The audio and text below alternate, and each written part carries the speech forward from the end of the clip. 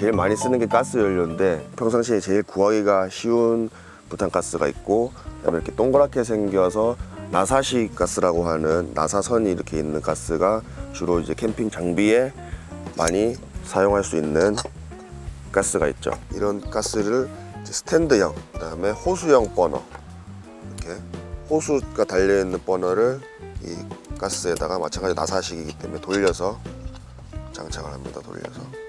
스탠드형 버너는 아무래도 호수형 버너보다는 또 가격이 저렴할 거고요. 호수형보다도 접었을 때 부피가 작고 무게가 가벼운 이런 좀 컴팩트한 게 장점이고, 그 다음에 호수형 버너는 무게중심이 좀 낮고 안정감이 좀 있죠. 상대적으로 더 큰 코펠들을 올릴 수가 있고, 액출이라 그래가지고 얘를 이렇게 뒤집어게 되면은 가스가 훨씬 더 잘 나오는 원리가 있습니다. 과학적으로.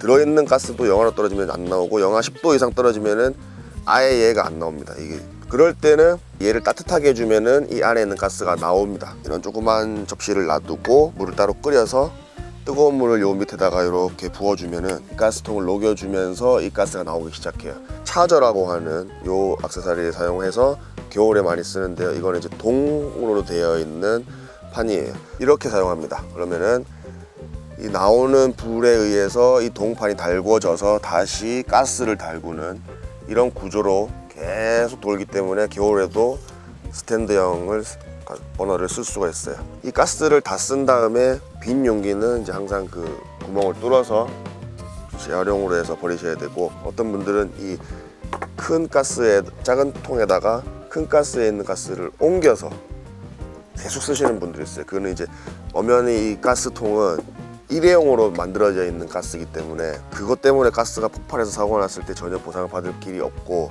법적으로 개인이 가스를 충전하는 행위 자체가 불법으로 돼 있을 뿐더러 재사용이 가능한 용기는 아주 특수한 용기들만 재사용이 가능합니다.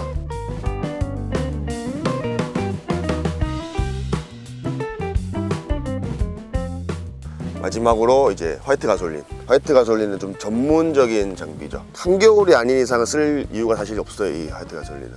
근데 성격이 급하신 분들, 이 화력이 내 연료 중에서 제일 좋기 때문에 정말 물이 빨리 끓고 웬만한 강풍에서도 버너에 한번 불이 붙으면 꺼지질 않고, 전용 용기에 담아서 보관을 해야 되고, 그 다음에 사용도 전용 용기가 있어야지만 사용할 수가 있습니다. 선이 그어져 있어요. 필 라벨. 이 이상 넘게 채우면 안 됩니다. 이만큼의 남아있는 부분에 공기가 있어야지만 펌프를 했을 때 그 공기 압력으로 나오기 때문에 많이 가져가면 좋을 것 같아서 가득 채워서 가시는 분들이 있는데 그러면 사용이 안 됩니다. 휘발유 버너는 스탠드형이 없고 전부 이렇게 호수형만 있어요, 구조상. 그래서 이렇게 나사식 마찬가지로 나사를 돌립니다.